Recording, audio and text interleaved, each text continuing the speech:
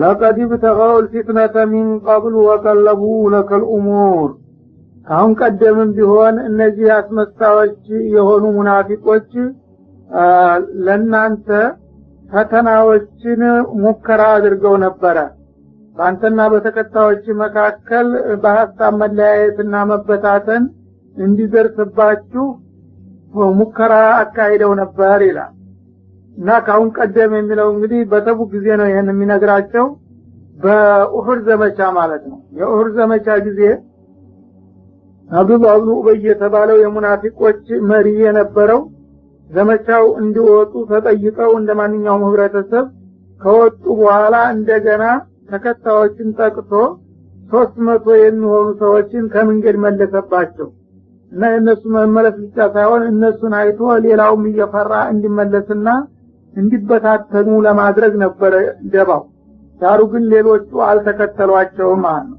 ለውና ዓለሙ ቂታለን ለተባናኩም እያሉ እያሾፉ እየተሳለቁ እንዲህ አይነት የጦርነት እኛ አይተናናቅም እና አቻ ያልሆነ ጦርነት ከወዳ በኩል በብዛትም በዝግጅትም በጣም የናረ ነው በእኛ በኩል ደግሞ ቁጥራችን የለው ዝግጅት ስንቅጥስ የለን እና እንደው ዝም ብሎ አይኑ ያዩ ህዶ አደጋ ውስጥ መጋፈጥ ስለሆነ እኛ በእንዲህ አይነት ጦርነት መጋፈጥ አንሻም በማለት ተከታዮችን ይዞ ከመሃል መንገድ ተመለሰባቸው ወይ መጀመሪያውኑ ሳይወጡ አልወጣም ቢሉ ኑሮ ቁርጡን አውቀው ይወጡ ነበር መጀመሪያ አለናችሁ ብለው ገፋፍተው መንገድ ካደረሱ በኋላ ግን ደህናዋሉ ብሎ መመለስ ማለት ኃይሉን ቀንሶ ሌላውም ደግሞ እንግዳኛ ብቻችንን ምን እናረጋለን እያለ እንዲቆራረስና እንዲበታተን ማድረግ ነበርና የዛ አይነት ፈተና ለማድረስ ሞክረዋል ካሁን ቀደም ወቀለቡ ለከል ኡሙር በተለያዩ አጋጣሚዎችም አንተ በግል ደረጃም ቢሆን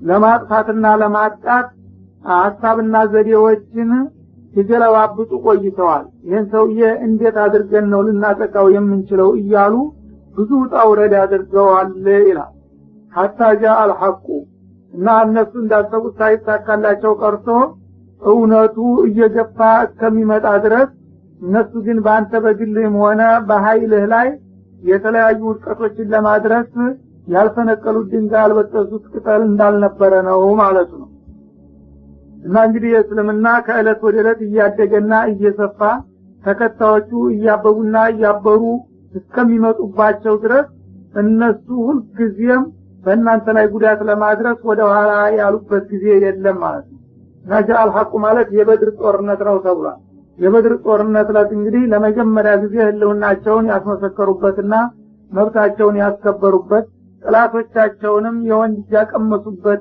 ስለሆነ ከዛ በፊት ከዛሬ ከነገ ይጠፋሉ እያሉ የተለያዩ እንግዲህ ሴራዎችንና ዘዴዎችን ይዘይሉላቸው ነበር የበድር ለታ ግን እነዚህ ሰዎች በቀላሉ የማይጠቁና የማይጠፉ መሆናቸውን እስከሚረጋገጥላቸው ድረስ የከንቱና ስንኩል ሙከራቸው ሲቀጥል ቆይተዋል ማለት ነው ወظهر امر الله በዛ ጊዜ የአላህ ውሳኔ ከላይ መሆኑ ይፋ እስከሚሆን ድረስ አላህ Subhanahu Wa Ta'ala تكون كلمة الله العليا وكلمة الذين كفروا السفلى ባለው መሰረት لا اله الا الله የበላይ የካፊሮች ደግሞ እንደባና ተንኮል የበታች መሆኑ እስከሚረጋገጥ ድረስ ይህንን ሙከራቸውን አላቋረጡም ነበር እና የአላህ ዲን ይፋ እስከሚሆን ድረስ ወሁም ካሪሁን እነሱ የጠሉና የተቀየሙ ሆነው የእስልምና እድገትና መጠናከር በጨመረ ቁጥር እነሱ ደግሞ ያለው ቅራታቸውና ቅራኔያቸው እንደዛው እየሰፋ መጣ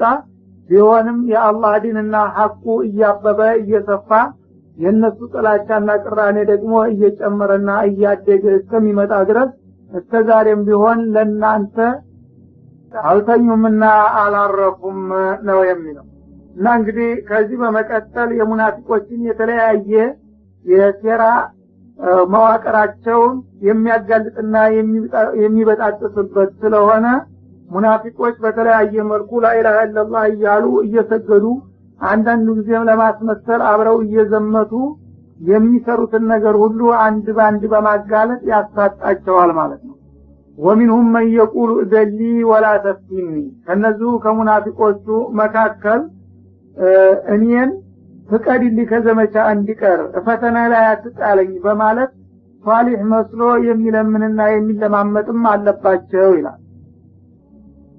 ወላ ተፍቲኒ ፈተና ላይ ማልችለው ነገር ላይ አትጣለኝ ብሎ ይጠይቃል። አላፊል ፊትነቲ ሰቀጡ በዚህ አባባላቸው ይህና እሱን የመሰሉ ሰዎች በእውነቱ አደገኛ ሆነው ፈተና ላይ ወደቁ ይላል። ወኢነ ጀሃነም ደግሞ ለሙሒጦቱን ቢልካፊሪን በእንዲህ አይነቶቹ ከሃዲዎች የከበበች ናትና በመጨረሻ ለሷው ድርጎ መሆናቸው እንደማይቀር ነው ይላል። ይህን ያለው ጀድ ብኑ ቀይስ የሚባል ሙናፊቅ ነው ይባላል። እና ነቢያችን አለይሂ ሰላቱ ወሰላም ለመጀመሪያ ጊዜ ነጮቹ ጋራ ወደ ተቡክ ዘምተው በተጋጠሙበት ጊዜ የጎሳ መሪ ነበረ የጀድ ብኑ ቀይስ የተባለው ሰውዬ። እና ወደ ተቡክ ለመዝመት አስበናል፣ አንተ መቼም የታወክ ጀግና ነህና አባወህ አብረን እንደምንዘምት ነው ተዘጋጅተሃል፣ ለጦርነቱ እየተቃረምን እኮ ነው ልንወጣ ብለው ይነግሩታል። ይህ ጊዜ ምን አለ? ነገሩ መልካም ነበር አለ፣ ግን እኔ ምናልባት ስለኔ እርሰው የማያውቁ ከሆነ በአካባቢ ያሉ ቤተሰቦችና ጎረቤቶቼ ያውቃሉ የኔን ጸባይ። እኔ የነጮችን የነዚህ የሮማውያን ሴቶችን አይቼ አልሶብርም። በእስልምና ዚና አክበረል ከባኢር ነው ተብሏል። እኔ ደግሞ እነዛን ሴቶች ካየሁኝ ራሴን መቆጣጠር አልችልምና አተርፍ ባያጉዳ ይሆናለሁኝ። ጂሃድ አድርጌ አጅር አገኛለሁኝ ስል ዚና አድርጌ ለወንጀል እዳረጋለሁኝና እባክህ ይህን ችግሬን አውቀው እኔ ወደ ኋላ እንዲቀር ፍቀዱልኝ በማለት ባልተጠበቀ ዘዴ ጠየቃቸው ማለት ነው። ይህ ጊዜ ለጊዜው እውነት መሰላቸውና ነብዩ አለይሂ ሰላቱ ወሰላም እንግዲህ ሰውየው እንዲህ አይነት ችግርማ ካለበት እንዴት አድርጌ እዛ ሄደ ወንጀል ስራ ብዬ አስገድደዋለሁኝ በማለት እንዲተውት መሞከሩ ነው ማለት ነው። ይህ ጊዜ አላህ ግን አጋለጠው። ከነሱ መካከል ሷሊህ አላህን የሚፈራ መስሎ ጂሃድ እንሂድ ሲሉት እዛ ጥላቶቻችን ሀገር በምንሄድ ጊዜ የእነሱ ሴቶች በማይ ጊዜ እኔ እሳሳታለሁና ፈተና ላይ ጣሉኝ። እኔ አንድ ሰው ከሰራዊቱ ብቀር ለእናንተ አልጎዳችሁም፣ እኔ ከእርሱ ግን ዲኔን አጣለሁኝና ወንጀል ፈጽማለሁ ብሎ በረቀቀ ስልት የሚጠይቅ አጭበርባሪም አልጠፋም ከነሱ መካከል ይላል። እና ይህንን ሰውየም እንግዲህ አጋለጠው በቀጥታ ምን እንዳሰበ። እሱ እንዲሁ እያለ ራሱንና እሱን የመሰሉትን ሰዎች ተቆሩ እየገነጠለ ለማስቀረት ያሰበውና ያቀደው ተንኮል እንጂ እንደሚለው የዛ አይነት ችግር ኑሮበት አይደለም ማለት ነው። እና ፈላተቲኒ ፈተና ላይ አትጣለኝ በሚልበት ጊዜ ፈተናማ ቢፈራ ኑሮ በነብዩ ፊት እየዋሹና እየቀጠፉ ያልሆነ ነገር መደርደር ይሄ ነው ትልቁ ፈተና። ይልቁንስ በመጨረሻም ደግሞ ያው ለጀሃነም ተጋልጧልና ከፈተና ሲፈራ እባሰ ፈተና ውስጥ እየገባ ነው ተዳጡ ወደ ማጡ እንደሚባለው ማለት ነው። እንቱ ሲብካ ሐሰነቱን ተስኡሁም እና እነዚህ ሙናፊቆች አንተን መልካም እድል ያጋጠመህ እንደሆነ ላንተ ያጋጠመ መልካም እድል ያስቀይማቸዋል ይላል።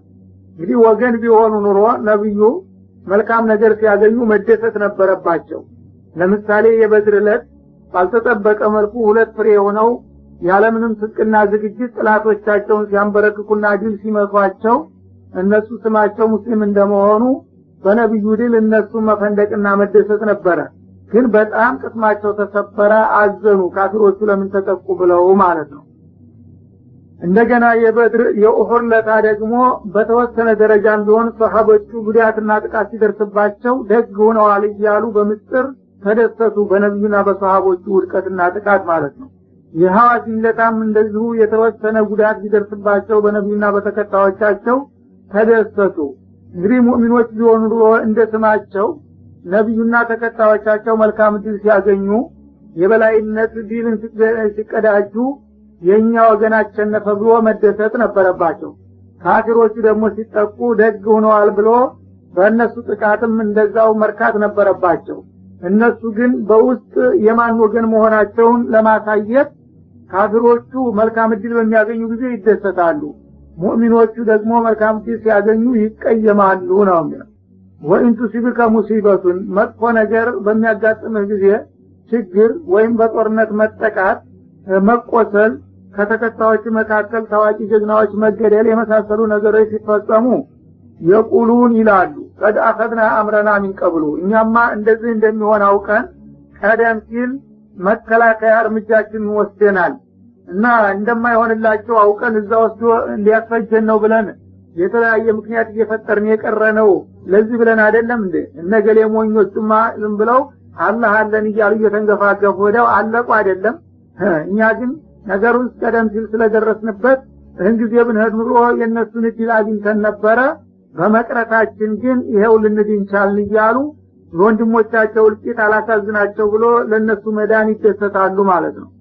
ወየተወለው ወሁም ፈሪሑን እና በሙእሚኖች ላይ በደረሰው ጥቃትና ችግር እነሱ ተደሳቾች ሆነው ይመለሳሉ። እንደ ወገን እንዳውም እኛ ብንቀር ኃይል ቢቀላቸው ነው ሊጠቁ የቻሉት፣ አይ ብንሄድ ኑሮ እናድናቸው ነበረ ማለት ሲገባቸው እንኳን እኛ የቀረንና የዳን እንጂ እነሱስ እንዳሻቸው አርፎ አይቀመጥም ነበረ በማለት በውድቀትና በሽንፈታቸው ይደሰታሉ ይላል።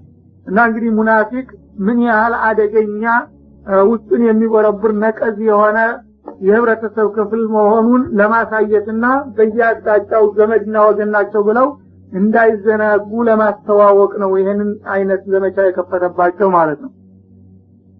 ወለን yuሲበና ኢላ ማ ከተበላሁ ለና፣ ለነገሩ እናንተ ያው በቀደር ስላላመናችሁ እገሌ በመሄዱ እንድኮነ እኛ በመቅረታችን ዳን ትላላችሁ እንጂ እኛማ ሙእሚን እንደመሆናችን አላህ Subhanahu Wa Ta'ala ለኛ የወሰነውና የጻፈው ነገር እንጂ ሌላ አያገኝንምና አይደርስብንም በላቸው።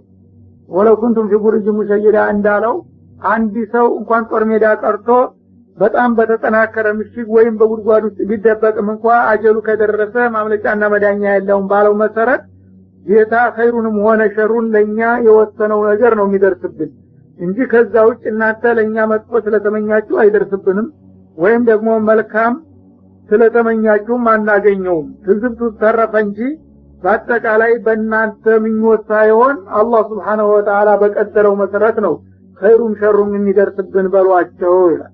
ሆ መውላና አላህ ደግሞ የኛ ዋቢና ወገናችን ነው። ያው የሙእሚኖች ደጋፊና ዋቢ መሆኑን አንጠራጠርም። አንዳንድ ጊዜ ግን ኸይር መስሎ ሸር ነገር፣ ሸር መስሎ ኸይር ስለሚመጣ የኛ አጀል የደረሰ እንደሆነ ዝም ብለን ተራሞት ከምንሞት ሸሃዳ እንዳገኙ ብሎ ለማክበር የሚሰጠን ካልሆነ በስተቀር እኛን ለጭራሹ ለማጥፋትና ለማውደም እንዳልሆነ እናውቃለን። ወዳጃችንና ዋቢያችን ነውና በሏቸው ማለት ነው። ወአለላህ ፈለተወከል المؤمنون እና በእንዲህ አይነቱ ጌታ በአላህ አማኝ የሆኑ ሁሉ ይመኩና ይተማመኑበት። እኛስ መጀመሪያውንም አላህ Subhanahu Wa Ta'ala የቀደረው እንደማይቀር እናውቃለን፣ በሱ እንተማመናለንና እንመካለን። ከኛ አልፈን ለሌሎቹ አማኞች ሁሉ የምንመክረውና አደራ የምንለው ነገር ቢኖር እንደኛው በአላህ ብቻ እንዲመኩና እንዲተማመኑ ነው ባለናው ነው።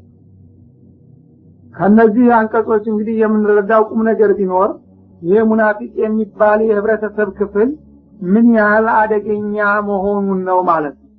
ነብያችን አለይሂ ሰላቱ ወሰለም በአካል እያሉ ወህይ በየለቱ ከአላህ ዘንዳ እየወረደ ያለውን እንቅስቃሴ ሁሉ አያት አንቀጽ እየመራው እያለ በጣም ጠንካራ የሆኑ ደግሞ ሷሃቦች እያሉ ከዛ መካከል ተሰግስገው እነዚህ ሙናፊቅ የሚባሉት ሁሉንም ነገር ሳይፈሩና ሳያፍሩ ዲኑን ለማቆላሸትና እንዲሁም ታጋዎችን ለመበታተን ያደርጉት የነበረው አፍራሽ እንቅስቃሴ ምን ያህል እንደነበረ ያሳየናል ማለት ነው።